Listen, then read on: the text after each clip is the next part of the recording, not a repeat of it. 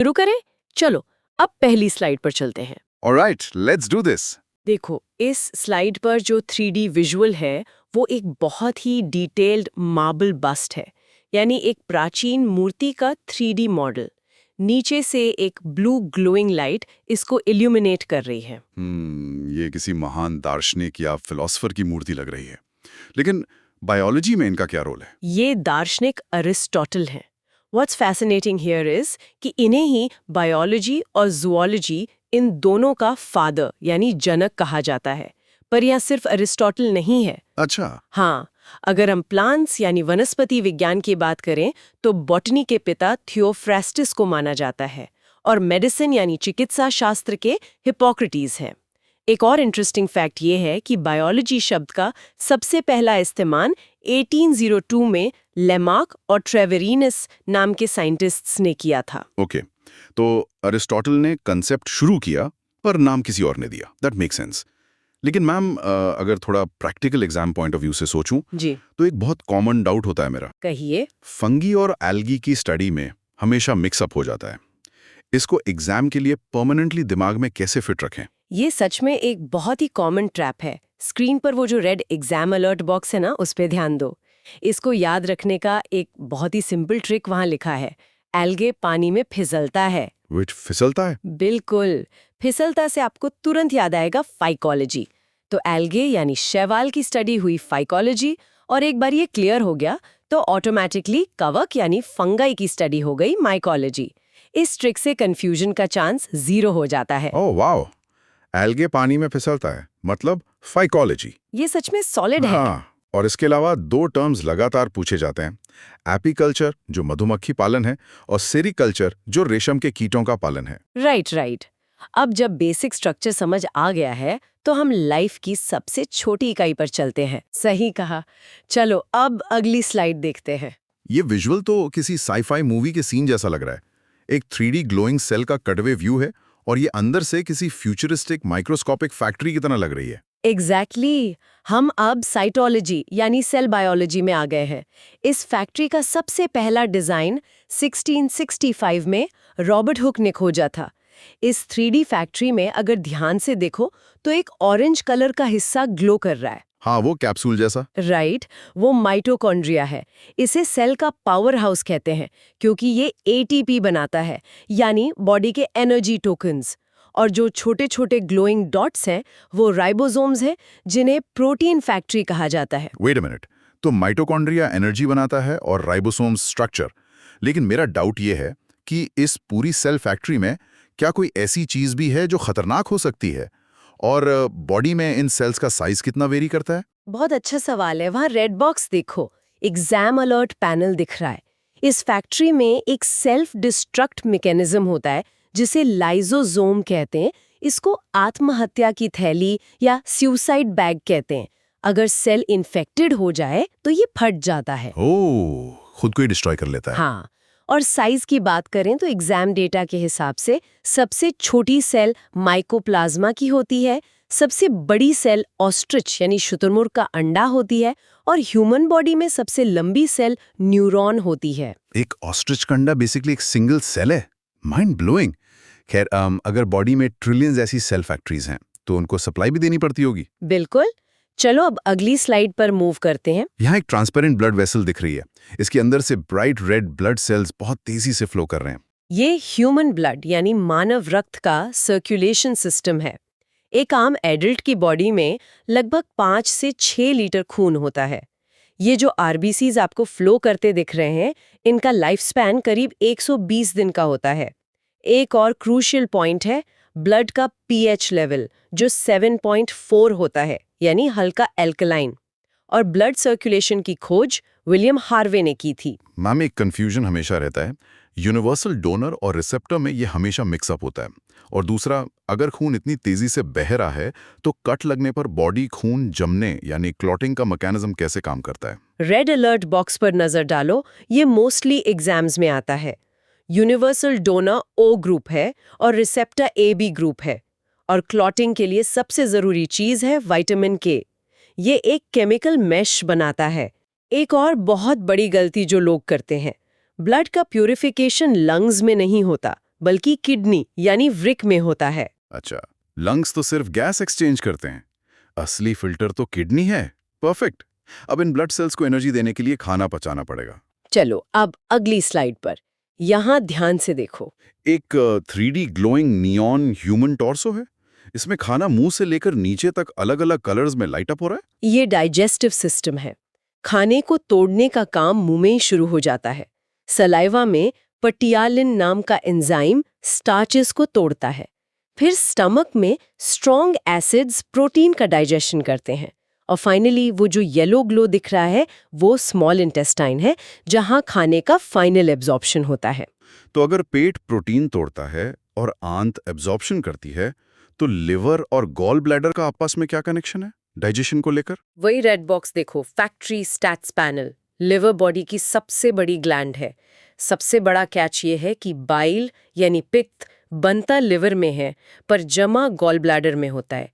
ये मोस्टली बच्चों से गलत होता है। एक और पॉइंट, दूध पचाने वाला एंजाइम रेनिन होता है। Got it. बाइल बनेगा लिवर में और स्टोर होगा गैल ब्लैडर में, और फैट्स जब पचते हैं तो विटामिन्स भी एब्जॉर्ब होते हैं। आगे बढ़ते हैं अगली स्लाइड पर। ये थोड़ा एब्स्ट्रैक्ट है।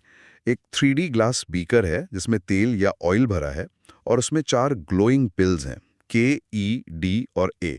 ये तेल में डूब रही हैं। ये विजुअल फैट सॉल्युबल विटामिन्स यानी वसा में घुलनशील विटामिन्स को एक्यूरेटली दर्शाता है। विटामिन शब्द साइंटिस्ट फंक ने दिया था।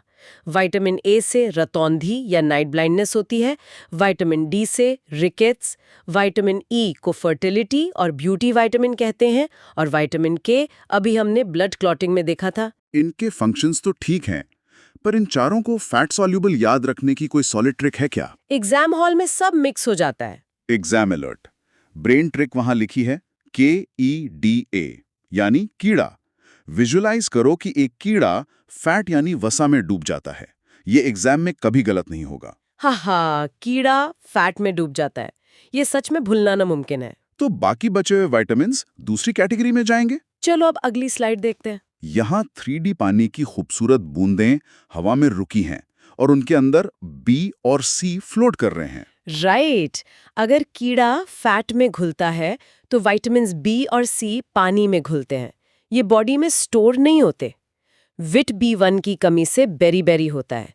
विट B12 में कोबाल्ट पाया जाता है, और विट सी की कमी से स्कर्वी रोग होता है, जिसमें मसूड़ों से खून आता है। मैम, मेरा एक डाउट है। बचपन से सुनते हैं दूध पीने से सारी ताकत मिलती है, तो क्या विट सी हमें दूध से मिल सकता है? सिस्टम अलर्ट्स पर ध्यान दो। वहां स्ट्रिक्टली लिखा है कि विटामिन सी दूध में नहीं पाया जाता। उसको गर्म करने पर वो नष्ट हो जाता है। और सबसे इम्पोर्टेंट, घाव या वूंड्स भरने में सबसे ज्यादा सहायक विटामिन सी ही होता है। मतलब गर्म करके ऑरेंज जूस पीना बेकार है। इंटरेस्टिंग। अब एक नई चीज दिख रही है। चलो अब अगली स्लाइड पर फोकस करते हैं। एक 3D ह्यूमन सिलुएट है जिसमें पूरा नर्वस सिस्टम और ग्लैंड्स अलग-अलग नियॉन कलर्स में पल्स कर रहे हैं। ये ग्लैंड्स और हार्मोन्स का कंट्रोल सेंटर है। मास्टर ग्लैंड होती है पिट्यूटरी, गले में थायराइड ग्लैंड होती है जिसमें आयोडीन की कमी से गोइटर या घेंगा होता है, और एड्रेनलिन को करो या मरो यानी फाइट एंड फ्लाइट हार्मोन कहते हैं। मेरा सवाल यह है कि बॉडी का AC यानी टेम्परेचर कंट्रोलर कहाँ है, और आजकल डायबिटीज इतनी कॉमन है, उसका मेन कारण क्या है? माँ एग्जाम अलर्ट में क्लियर लिखा है हाइपोथैलेमस हमारा तापमान नियंत्रक या टेम्परेचर कंट्रोलर है, और डायबिटीज सीधे तौर पर इंसुलिन की कमी से होता है। इंसुलिन को हमारा पैंक्रियाज बनाता है। इस बहुत ही लाइफ सेविंग हार्मोन की खोज बैंटिंग और बेस्ट ने की थी। हाइपोथैलेमस इज द थर्मोस्टैट और इंसुलिन चाबी है। क्लियर। लेकिन बॉडी का सिस्टम हमेशा परफेक्ट नहीं रहता, बाहर से हमला भी होता है। बिल्कुल। चलो अगली स्लाइड देखते हैं। ये बायोलॉजी का डार्क साइड है। एक बहुत ही खतरनाक दिखने वाला 3D red spiked virus particle screen पर घूम रहा है। ये वायरल डिजीजेस हैं। वायरस की खोज इवानोवास्की ने की थी। एड्स के लिए HIV वायरस होता है, इसके लिए ELISA टेस्ट किया जाता है, और 1 दिसंबर को HIV डे होता है। रेबीज में इंसान को पानी से डर लगने लगता है, जिसे हाइड्रोफोबिया कहते हैं। डेंगू मच्छर से फैलता है, और स्मॉल पॉक्स वेरियोला वायरस से होता था। पोलियो कैसे फैलता है? इसमें भी मच्छर का रोल है क्या, जैसे डेंगू में होता है? थ्रेड डेटाबेस अलर्ट देखो वहां। ये बहुत बड़ी गलती है जो स्टूडेंट्स करते हैं। पोलियो मच्छर से नहीं, बल्कि दूषित जल और भोजन यानी कंटैमिनेटेड वाटर और फूड से फैलता है। ये नर्वस सिस्टम को अटैक करता है। दूसरे जल और भोजन से पोलियो? अच्छा, अब इसी के साथ एक और तरह का हमला दिख रहा है। चलो अब अगली स्लाइड देखें। हम माइक्रोस्कोप के थ्रू देख रहे हैं 3D green rod shaped bacteria का झुंड दिख रहा है। ये वायरस से अलग है। ये बैक्टीरियल डिजीजेस हैं। इनकी खोज लीवन हुक ने की थी। बैक्टीरिया पूरी तरह से लिविंग सेल्स होते हैं। टीबी यानी ट्यूबरक्यूलोसिस लंग्स को अफेक्ट करता है। इसके लिए BCG वैक्सीन लगती है। कॉलेरा या हैजा दूषित पानी से होता है और प्लेग चूहों या रैट से फैलता है। एक बीमारी जो आजकल बहुत कॉमन सुनने मिलती है वो टाइफॉइड है। टाइफॉइड का बुखार बॉडी में कहाँ इफेक्ट करता है और इसका टेस्ट क्या है? विडाल टेस्ट किया जाता है जो एग्जाम्स में लगातार पूछा गया है। इंटेस्टाइनल फीवर और विडाल टेस्ट नोटेड। अच्छा, अब एनिमल बायोलॉजी से बाहर निकलकर नेचर देखते हैं। चलो अब अगली स्लाइड पर एक 3D ग्लोइंग ग्रीन पत्ती है। इसमें ब्लू एरोज पानी को ऊपर और ऑरेंज एरोज खाने को नीचे ले जा रहे हैं। ये बॉटनी में एनर्जी फ्लो है। क्लोरोफिल में मैग्नीशियम धातु होती है जो सनलाइट कैच करती है। प्लांट CO2 अंदर लेते हैं और O2 बाहर छोड़ते हैं। सबसे तेज फोटोसिंथेसिस लाल प्रकाश यानी रेड लाइट में होता है और प्लांट ग्रोथ हार्मोन को ऑक्सिन कहते हैं। जो एरोज ऊपर नीचे जा रहे हैं उसको लेकर मेरा बहुत बड़ा डाउट है। जाइलम और फ्लोएम के काम में हमेशा कंफ्यूजन होता है। इसका क्या तोड़ है? रेड बॉक्स में इसकी बहुत क्लियर ट्रिक दी गई है। जाइलम शुरू होता है J साउंड से, तो जाइलम इक्वल्स टू जल, यानी ये पानी ट्रांसपोर्ट करता है। फ्लोएम शुरू होता है P से, तो फ्लोएम इक्वल्स टू फल या फूड, जो खाना ट्रांसपोर्ट करता है। साथ ही वहां ये भी लिखा है कि एथिलीन फल पकाने वाली गैस है। जाइलम से जल, फ्लोएम से फल, ये तो बिल्कुल सीधा लॉजिक हो गया। वापस बॉडी पार्ट्स पर आते हैं। चलो अब अगली स्लाइड पर मूव करें। एक हाईटेक 3D ब्लू स्केलेटन है जिसमें जांग की हड्डी ब्राइट ऑरेंज कलर में ग्लो कर रही है। ये स्केलेटल सिस्टम है। अडल्ट में 206 बोन्स होती हैं और न्यूबॉर्न बच्चे में 300 से ज्यादा होती हैं जो बाद में जुड़ जाती हैं। रिब्स यानी पसलियों की 12 जोड़ी होती हैं। बॉडी की सबसे स्ट्रांग हड्डी और सबसे छोटी हड्डी कहाँ होती है? रिकॉर्ड ब्रेकर्स पैनल देखो वहां। सबसे बड़ी या लार्जेस्ट बोन है फीमर जो जांग में होती है, वही ग्लो कर रही है। सबसे छोटी या स्मॉलेस्ट बोन है स्टिप्स जो कान में होती है और सबसे स्ट्रॉन्गेस्ट जबड़े यानी जॉ की मस्क्यूलास और हड्डी होती है। कान के अंदर की सबसे छोटी। ओके। अब स्ट्रक्चर के बाद मेंटेनेंस सिस्टम। चलो अब अगली स्लाइड पर चलते हैं। एक ग्लास पैनल के दोनों तरफ ऑर्गन्स हैं। एक तरफ 3D ग्लोइंग लंग्स और दूसरी तरफ किडनीज दिख रहे हैं। ये रेस्पिरेशन और एक्सक्रीशन है। लंग्स में ऑक्सीजन आती है जिससे एनर्जी करेंसी ATP बनती है। मछलियां यही काम अपने गिल से करती हैं।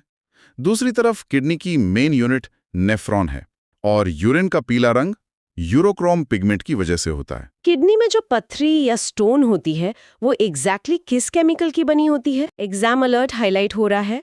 किडनी स्टोन किसी पत्थर का नहीं बल्कि कैल्शियम ऑक्सिलेट का क्रिस्टल होता है और जब किडनी काम नहीं करती तब ब्लड प्यूरिफिकेशन के लिए डायलिसिस का सहारा लिया जाता है। कैल्शियम ऑक्सलेट और डायलिसिस, परफेक्ट। अब आते हैं सेकेंड लास्ट स्लाइड पर। एक 3D ग्लोइंग अर्थ जिसके चारों तरफ एटमॉस्फेयर की लेयर्स दिख रही हैं। इकोलॉजी और एनवायरनमेंट।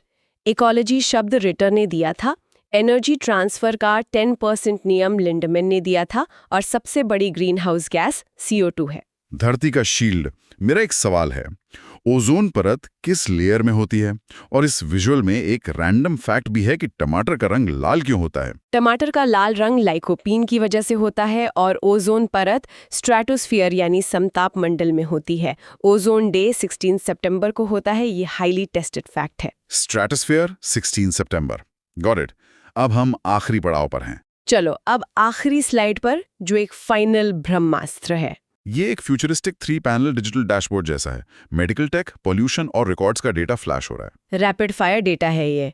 बीपी नापने के लिए स्फिग्मोमैनोमीटर और हार्ट बीट के लिए स्टेथोस्कोप यूज होता है। हार्ट के लिए ECG और ब्रेन के लिए EEG होता है। रिकॉर्ड्स में सबसे बड़ा मैमल ब्लू व्हेल है और उड़ने वाला मैमल बैट यानी चमगादड़ है। सेल का आखिरी फ्यूल ग्लूकोज है। एग्जाम्स में आने वाली फेमस पोल्यूशन ट्रेजेडीज और उनके केमिकल्स कौन से हैं, ये बहुत बार स्किप हो जाता है। रेड बॉक्स अलर्ट, ध्यान से पढ़ो। भोपाल गैस ट्रेजेडी का कारण MIC यानी मिथाइल आइसोसाइनाइड था।